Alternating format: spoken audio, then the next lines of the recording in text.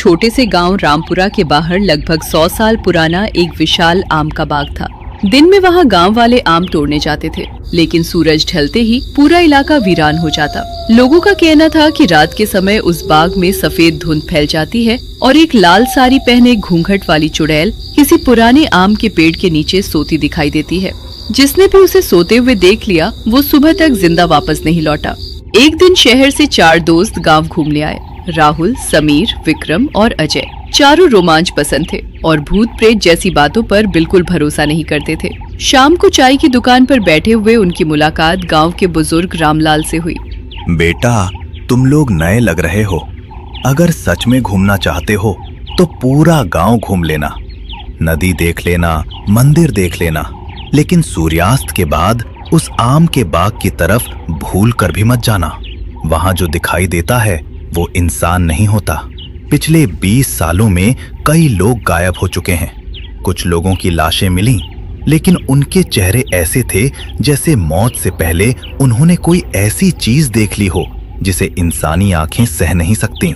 काका, आज के जमाने में भी लोग ऐसी कहानियों पर यकीन करते हैं? हो सकता है कोई अपराधी लोगों को डराकर वहाँ चोरी करता हो। हम 4 लोग हैं, मोबाइल है, टॉर्च है, अगर कोई होगा भी तो भाग जाएगा। बेटा, मैंने अपनी पूरी जिंदगी में बहुत कुछ देखा है। डर इंसान से नहीं है, उस चीज से है जो इंसान नहीं है। अगर मेरी बात मानो तो रात होने से पहले अपने कमरे में लौट जाना। चारों दोस्तों ने एक दूसरे की तरफ देखा और मुस्कुरा दिए। रात के लगभग 9:30 बजे वे चारों टॉर्च लेकर उसी आम के बाग की तरफ निकल पड़े। जैसे जैसे वे बाग के करीब पहुंच रहे थे, हवा अचानक ठंडी होती जा रही थी। पेड़ों की शाखाएं बिना हवा के भी अपने आप हिल रही थी। दूर कहीं उल्लू की आवाज गूंज रही थी और पूरा बाग अजीब सी खामोशी में डूबा हुआ था। यार, मानना पड़ेगा, माहौल तो सच में डरावना है, लेकिन शायद इसलिए क्योंकि हम पहले से चुड़ैल वाली कहानी सुन चुके हैं। दिमाग खुद डर पैदा कर रहा है।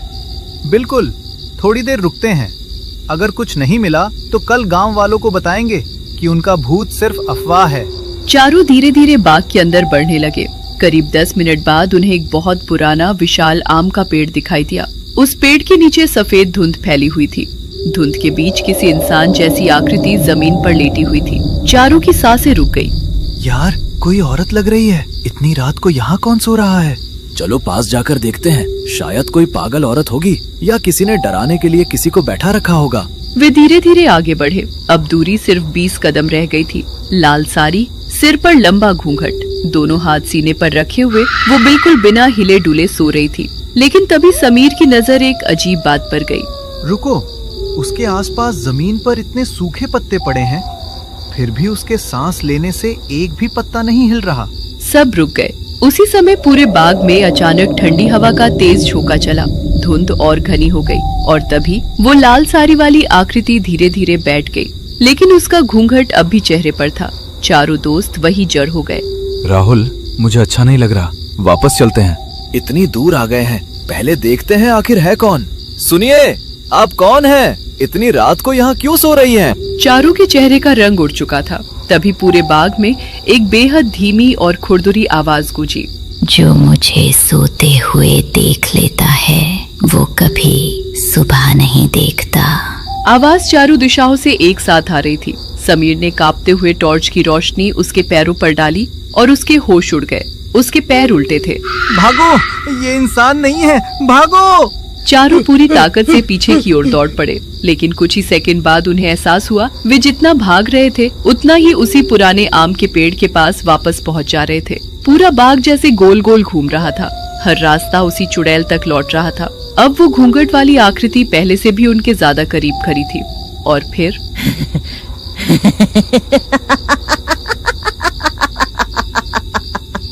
पूरा बाग उसकी भयानक हंसी से गूंज उठा। चारों दोस्तों को अब पहली बार एहसास हुआ कि गांव वालों ने झूठ नहीं कहा था। वो सचमुच इंसान नहीं थी और अब उनसे बचकर निकलना लगभग नामुमकिन लग रहा था। पूरे आम के बाग में वो भयानक हंसी गूंज रही थी। चारों दोस्त बुरी तरह घबरा चुके थे। वे जितना भागते उतना ही उसी पुराने आम के पेड़ के सामने लौट आते। ऐसा लग रहा था जैसे पूरा बाग किसी अदृश्य शक्ति ने कैद कर लिया हो। घूंघट वाली चुड़ैल अब हवा में तैरते हुए धीरे धीरे उनकी ओर बढ़ रही थी। उसके पैरों की दिशा उल्टी थी, लेकिन उसका शरीर बिना किसी आवाज के सरक रहा था, जैसे जमीन उसे छू भी नहीं। सब लोग मेरी बात ध्यान से सुनो। अगर हम डरकर अलग अलग भागें तो एक एक करके मारे जाएंगे। हम चारों साथ रहेंगे, चाहे कुछ भी हो जाए। मैंने देखा है कि वो अचानक हमला नहीं कर रही, बल्कि हमें डरा कर कमजोर बनाना चाहती है। इसका मतलब है कि उसके पास भी कोई नियम है। जब तक हमें उसका तरीका समझ नहीं आता, हम कोई गलती नहीं करेंगे। मैंने एक और अजीब बात देखी है। जब वो पेड़ से कुछ दूर जाती है तो उसकी चाल धीमी हो जाती है, लेकिन जैसे ही उस पुराने आम के पेड़ के पास पहुंचती है, उसकी ताकत कई गुना बढ़ जाती है। मुझे लगता है कि उसकी शक्ति उसी पेड़ से जुड़ी हुई है। अगर हम उस पेड़ का रहस्य समझ लें तो शायद बचने का रास्ता मिल जाए। मुझे याद आया, जब हम अंदर आए थे तभी एक जगह टूटा हुआ छोटा सा मंदिर दिखाई दिया था। गांव के पुराने लोग अक्सर कहते हैं कि ऐसी अशुभ जगहों पर कभी कोई देवी देवता का स्थान होता था। शायद वही इस बाग की रक्षा करता होगा। अगर वहां कुछ बचा हुआ मिला तो वही हमारी आखिरी उम्मीद है। तो फिर देर मत करो। अगर हम यही खड़े रहे तो वो हमारे बिल्कुल सामने आ जाएगी। चाहे जो हो, हमें उस मंदिर तक पहुंचना ही होगा। चारों दोस्त एक दूसरे का हाथ पकड़े तेजी से मंदिर की दिशा में दौड़े। चुड़ैल भी अब पहले से अधिक तेजी से उनकी ओर बढ़ रही थी। कुछ मिनट बाद वे उस टूटे हुए मंदिर तक पहुंच गए। राहुल ने जल्दी से कलश उठाया। अंदर सूखे हुए फूल, राख और एक पुराना ताबीज पड़ा था। ताबीज के नीचे तांबे की एक पट्टी थी, जिस पर मुश्किल से पढ़े जाने वाले शब्द खुदे हुए थे। इस पर लिखा है, जिस आत्मा का शरीर सम्मान से विदा नहीं होता, वो अपने विश्राम स्थल से बंध जाती है। उसका बंधन तभी टूटेगा जब उसी स्थान की जली हुई अस्थियों को पवित्र अग्नि में समर्पित किया जाएगा। चारों एक दूसरे की ओर देखने लगे। मतलब उसकी अस्थियां इसी पेड़ के नीचे कहीं दबी हैं, इसलिए वो हर रात उसी जगह सोती है। वो उस जगह को छोड़ ही नहीं सकती। इतने में मंदिर के बाहर अचानक तेज ठंडी हवा चली। चुड़ैल मंदिर के बाहर आकर रुक गई। वो भीतर नहीं आ रही थी, जैसे किसी अदृश्य शक्ति ने उसे रोक रखा हो। कुछ क्षण तक उसने सिर्फ मंदिर के दरवाजे को घूरा, फिर उसकी भारी डरावनी आवाज सुनाई दी। तुम लोग भी बाकी लोगों जैसे भाग सकते थे, लेकिन तुमने मेरा ठिकाना खोज लिया। अब तुम में से कोई भी इस बाग से जिंदा बाहर नहीं जाएगा। इतना कहते ही मंदिर की छत से पत्थर टूटकर गिरने लगे। दीवारों में दरारें पड़ गई। मंदिर की सुरक्षा धीरे धीरे कमजोर हो रही थी। अगर मंदिर टूट गया तो वो अंदर आ जाएगी। हमारे पास बहुत कम समय है। चारों दोस्त तुरंत वापस उस पुराने आम के पेड़ की ओर दौड़े। अब उनका मकसद साफ था। पेड़ की जड़ों के पास जमीन थोड़ी धसी हुई दिखाई दे रही थी। उन्होंने वहीं पड़े पुराने फावड़े जैसे लोहे के औजार से मिट्टी खोदनी शुरू की। पीछे से चुड़ैल की चीखें लगातार पास आती जा रही थी। कुछ ही देर में लोहे का फावड़ा किसी कठोर चीज से टकराया। उन्होंने मिट्टी हटाई।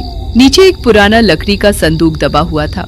संदूक खोलते ही चारों के शरीर में सिहरन दौड़ गई। अंदर इंसानी हड्डियां थी और उनके साथ लाल रंग की सड़ी हुई साड़ी का बचा हुआ हिस्सा।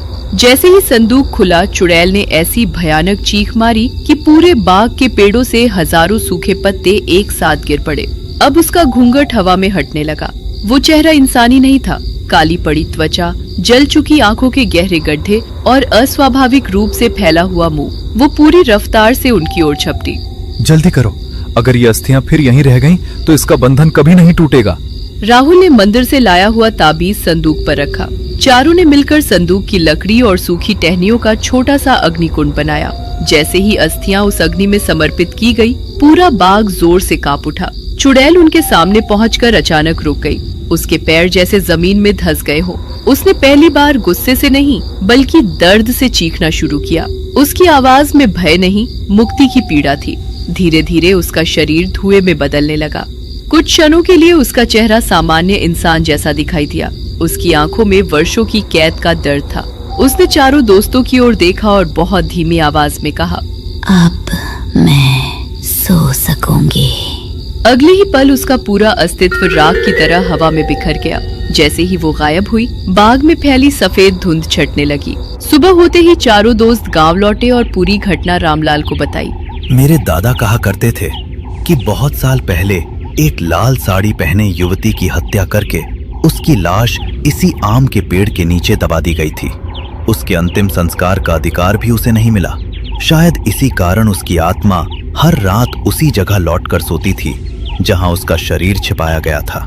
तुम लोगों ने उसे हराया नहीं, बल्कि उसे उसकी अधूरी विदाई देकर मुक्त कर दिया। उस घटना के बाद उस आम के बाग में फिर कभी किसी ने लाल साड़ी वाली चुड़ैल को नहीं देखा।